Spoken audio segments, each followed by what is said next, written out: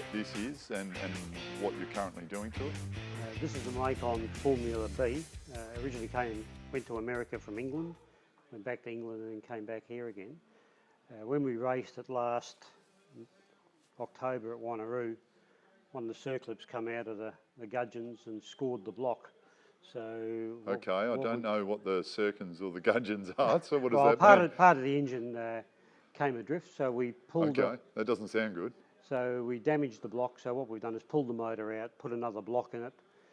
That's the motor and gearbox configuration behind it. So that's just now ready to go back let's in. go and have a look. Right, so basically, problem with the engine, needed a big repair job. Right, so this is a typical Formula 2 Lotus twin cam engine with the gearbox. They run a Hewland gearbox, which is a 5-speed gearbox. They're all dry sumped. So Lotus Formula 2. Yes. I get a little bit lost on the various formulas. So I know there's Formula 1, that makes sense. Then the next category down was Formula 2. Formula 2. Then they ran Formula 3 and Formula 4, and then they went to Formula Ford, yes. Formula V's. There's all different categories. So when you say junior Formula Junior, what Formula does that Junior mean? ran from 58 through to 1963. And what was it the equivalent of? Formula 2 or Formula 3? Pretty close to it, but this was the entry level for Formula 1. Most of the Formula 1 drivers drove these. Yes. They were all controlled cars with controlled tyres, and people like Jim Clark, all of those sort of people ran them, and then they progressed into Formula 1 if they were good enough. Right, It was like the feeder class for Formula 1. And they started in 58, and the interesting part is that they started as a front engine car, mainly in Italy, and by 63 they'd moved to rear engine. Yes. They moved from drum brakes to disc brakes. Was it Brabham that actually did that? A lot of Lotus, Lola, Brabham, all the English went to rear engine. Well, Cooper was the first to go to Cooper. It was John Cooper, that's right. Went to the rear engine. Yeah. But the technology changed everything, so they handle a lot better. Yeah. And the cars are probably, out of all the cars I've got, are probably the most fun to drive. And this one? that car there. Right, and, okay. Which is where and this normally one? I drive a Formula 2 car. Formula 2, Yep. yeah. But, you know, they're very hard on your body. You know, the grip levels are hard. If you're going through a corner, it's very hard to turn your head, you know, just the G-forces are just that heavy. As a junior's just, the cars slide, a bit like a speedway car. Yeah, right. And they're pretty quick. And so which is the quickest, the Formula Junior or no, the two's Formula quicker. 2? Yeah, the two's right. a lot quicker, but this is probably more fun to drive. And there's more races for the juniors all around the world now. Is that right? We've already done a World Series in the junior, Uh-huh. and we've had F2 cars in England and Europe last year. So when was your last trip away? This year. This year, and So that was to New Zealand. New Zealand? So we did the New Zealand, North Island and South Island. Yes. The year before that we did New Zealand and England, and Europe and Ireland. We did the whole. And how'd you go? We went well. We did quite well over there. And what does quite well mean? well, we won some races, and some of the other guys in the team. We took 9 cars with us. So 9 cars, 9 drivers? 9 drivers.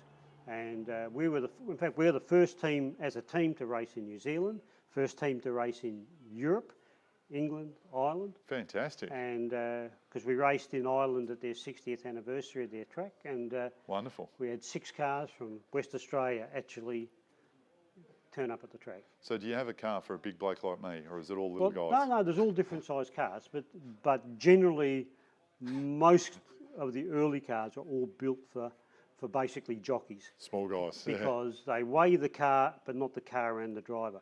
So the lighter you are, the bigger the advantage you have. Yeah, sure. Yeah. So which car suits me best? Because I love that Formula Junior looking car. Yeah. Well, the juniors are very popular. They are, in fact, there's 8 or 9 of us from West Australia that have juniors, and we're all going on the world tour.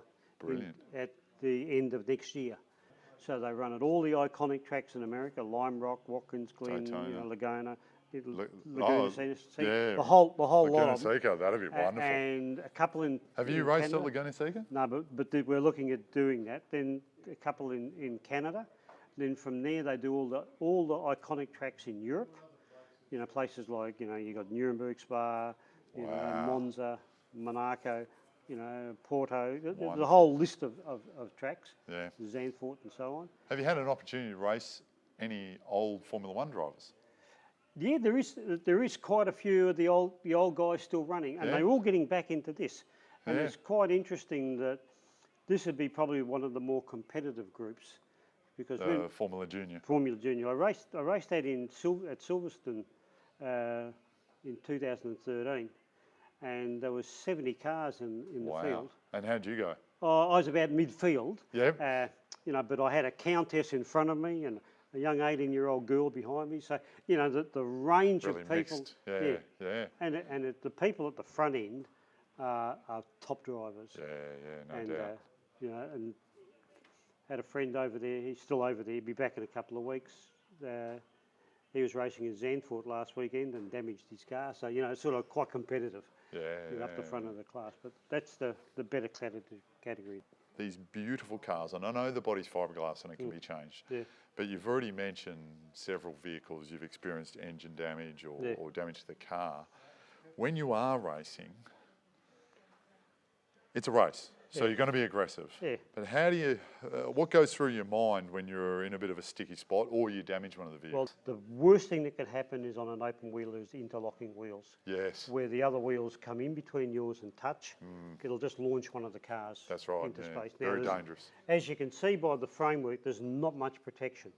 Later model cars have anti-intrusion on the side. We have none of that. Yeah. And Well, people, back in these days in people Formula One, died quite people often, died regularly, didn't they? you know, and people still die in them. Yes. And you know, I've had a couple of accidents. I had issue with some of these cars. There is no other car. Yeah, that's right. You know? They're irreplaceable. These are irreplaceable. Yeah. You know, so True. some of the cars we've got, this one-off. Yeah. Our Repco is a one-off car. That's And, true. You know, my other Macon in there is the only Formula 2 they ever made. So you mentioned the Repco, we should go and have a look. Yeah, yeah, well, Brilliant.